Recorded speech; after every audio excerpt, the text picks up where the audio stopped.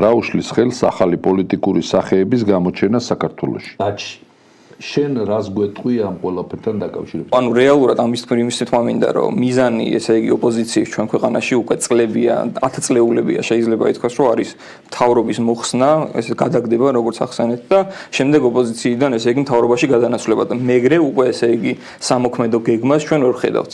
ეს იწვევს იმას, რომ როდესაც ესე იგი წინა საარჩევნო დაპირებების ფაზა არის ეგრეთ წოდებული, ოპოზიციური პარტიები ვერ ახდენენ რეალურად საკუთარი აზრის დაფიქსირებას იმაზე თუ რისი გაკეთება უნდათ, რისი მიღწევა უნდათ. ხა ჩვენ ვიცით რომ დღესდღეობით საქართველოს საშინაო და საგარეო პოლიტიკაში არის მილიონი პრობლემა. რეალურად არის პრობლემები, რომლის ნაწილი იჭრება და პერიოდულად ესე იგი ამ პრობლემებს ვაგვარებთ, მაგრამ ახალი პრობლემები აღმოცენდება ხოლმე. რეალურად ესე იგი ჩვენ არ ყავს პოლიტიკური პარტია, რომელიც მოახდენს რეზონანსს ახალგაზრდებთან და რეალურად მიიტანს თავიანთ სათქმელს ამ ახალ თაობასაც, რომელიც შემდეგ უკვე მიიღებს გადაწყვეტილებას. ჩვენ გვაქვს დღეს ახეზე ერთი რომ ავირჩიოთ ერთი კონკრეტული მიმართულება, რომ არ ავირჩიოთ მეორე. ანუ ესეთი შეხედულება არ უნდა იყოს.